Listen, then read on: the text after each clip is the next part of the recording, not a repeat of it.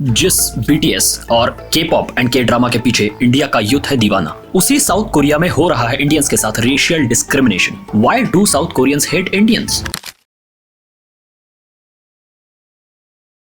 जी हाँ फ्रेंड्स, बिल्कुल सही सुना है आपने। इंडियंस को लिटरली हेट करते हैं साउथ कोरियंस। और जैसे किसी जमाने में जब इंडिया में ब्रिटिश राज हुआ करता था, उन दिनों कुछ ऐसे रेस्टोरेंट्स और शॉप्स एंड क्लब्स के बाहर लिखा हुआ होता था dogs and Indians are not allowed. बस उसी तरह आज साउथ कोरिया के सियोल और बुसान जैसे कॉस्मोपॉलिटन सिटीज में कुछ रेस्टोरेंट्स और पब्स में Indians and Pakistanis are not allowed या फिर साउथ कोरियंस ओनली ऐसा लिखे हुए कई सारे बोर्ड्स आपको वहां दिखाई देते हैं। सिर्फ इतना ही नहीं, साउथ कोरिया में रहने वाले कुछ इंडियंस ने अपने व्लॉग्स में या फिर किसी इंटरव्यू में यहाँ तक के बताया कि अगर कोई इंडियन या फिर अगर ब्रॉडर पर्सपेक्टिव से देखा जाए तो डार्क स्किन टोन वाला व्यक्ति किसी क्लोथिंग शॉप में जाता है और वहां लगे हुए किसी ड्रेस को अगर अपने हाथों से छू भी लेता है तो स्टोर कीपर तुरंत आकर उस कपड़े को साफ करने लगता है, मानो जैसे इंडियंस इन लोगों के लिए अनटचेबल्स है।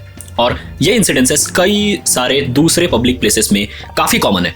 जैसे बस में या किसी पब्लिक ट्रांसपोर्ट में जब कोई इंडियन या ब्लैक स्किन का पर्सन जाके बैठता है तो वहां आजू बाजू बैठे हुए कोरियंस तुरंत उठ के चले जाते हैं और दूर किसी सीट को पकड़ लेते हैं और वहां सेटल हो जाते हैं। इन्हीं इंसिडेंसेस के साथ पब्लिकली इंडियंस को अब्यूज करना, वर्क प्लेसेस में डिस्क्रिमिनेशन को फेस करना और अपने डार्कर स्किन टोन के लिए मड़ी तक कहा जाना, ये सब इंडियंस के साथ ऑलमोस्ट हर फॉरेनर के लिए भी एक आम चीज अब हो चुकी है। पर अब यहाँ दो क्वेश्चंस आते हैं।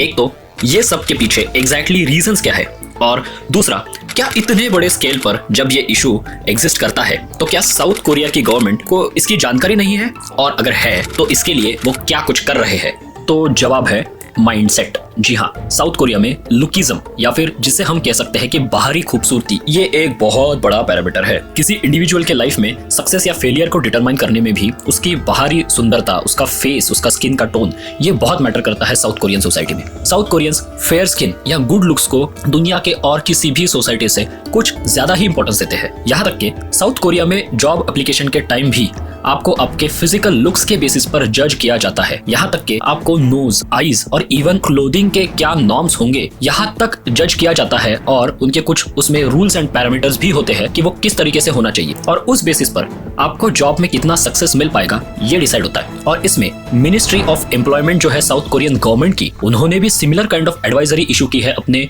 यूथ को to get better employment opportunities. यहाँ पेरेंट्स भी अपने बच्चों को as a graduation gift plastic surgery का खर्चा स्पॉन्सर करने की ऑफर करते हैं। एंड ये उस देश की बात हो रही है जो वर्ल्ड में 5th मोस्ट लिटरेट कंट्री है with a literacy rate of almost 99%। Can you really believe it?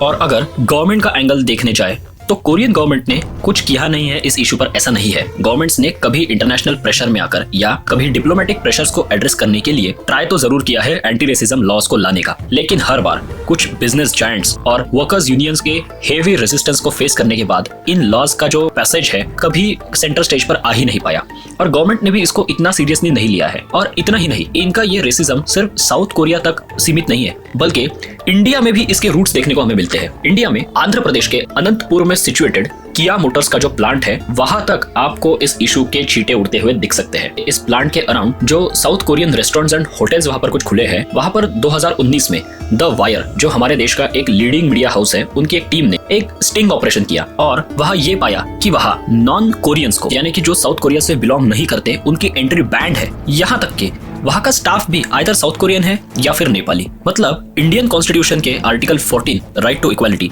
Article 15 जो कहता है right against discrimination on the basis of religion, race, caste, sex and place of birth, article 17 जो कहता है prohibition of untouchability etcetera, जैसे कई सारे fundamental rights का ये क्लियर कट वायलेशन देखने को मिलता है। पर देखिए, जैसे हमने ये डायलॉग किसी मूवी में सुना था कि कोई भी देश परफेक्ट नहीं होता, उसे परफेक्ट बनाना पड़ता है, उसी तरह से कोई सोसाइटी भी पूरी तरह से परफेक्ट या इम्परफेक्ट नहीं होती। तो यही बात साउथ कोरियन सोसाइटी पर भी लागू होती है। माना कि साउथ कोरिया में कई सारे फॉरेनर्स और इंडियंस को डिस्क्रिमिनेशन फेस करना पड़ता है, लेकिन पूरा का पूरा देश ऐसा ही है, ऐसी बात बिल्कुल नहीं है। और साउथ कोरियन सोसाइटी में इवन गवर्नमेंट के लेवल पर भी इंप्रूवमेंट्स आ रहे हैं, लेकिन उसकी पेस अभी भी काफी स्लो है। और यही एक बात और नोटिसेबल बन जाती है, वो है बीटीएस या दूसरे जो के पॉप के स्टार्स हैं, उनकी जो जबरदस्त फैन फॉलोइंग हमारे देश में देखने को मिलती है, उसको as a part of soft diplomacy use करके दोनों देश अपने बीच के रिलेशंस को इंप्रूव जरूर कर सकते हैं। दोनों देशों के बीच आज कई सारे फ्रंट्स पर बायलैटरल एग्रीमेंट्स और बेहतर रिलेशंस को देखा जा सकता है। यहाँ एक अयोध्या कनेक्शन भी देखा जा सकता है। 2018 में साउथ कोरियन फर्स्ट लेडी जिनका नाम है किम यंग सूक ने अयोध्या में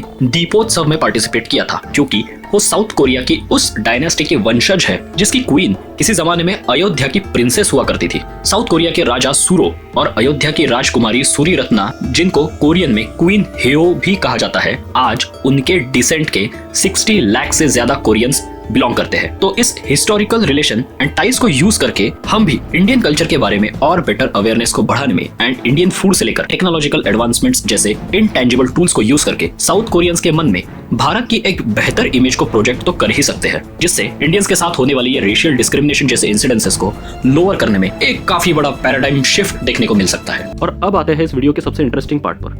क्या आपको पता है कि यूपीएससी की प्रिपरेशन में कोई भी सीरियस एस्पिरेंट, चाहे वो फन एकेडमी में जाके पढ़ता हो या फिर मिस्टर भाजीराम का प्रिय शिष्य हो, टेस्ट के लिए वो सरल यूपीएससी का रैंक 1 प्रोग्राम ही लगाता है, क्योंकि ये एक ऐसा यूनिक प्रोग्राम है जिसमें आपको यूपीएससी एग्जाम को सरल तरीके से कैसे डिवाइड एंड कॉन्कर करके जीता जा सकता है, उसकी रेडीमेड रेसिपी मिलती है। इस प्रोग्राम के बारे में और डिटेल्स को जानने के लिए आप डिस्क्रिप्शन में दी हुई लिंक को यूज करें और ऐसे ही इंटरेस्टिंग टॉपिक्स पे आने वाले अगले वीडियोस को देखने के लिए चैनल को सब्सक्राइब करें, क्योंकि ऐसा करने से अब यूपीएससी होगा और भी सरल।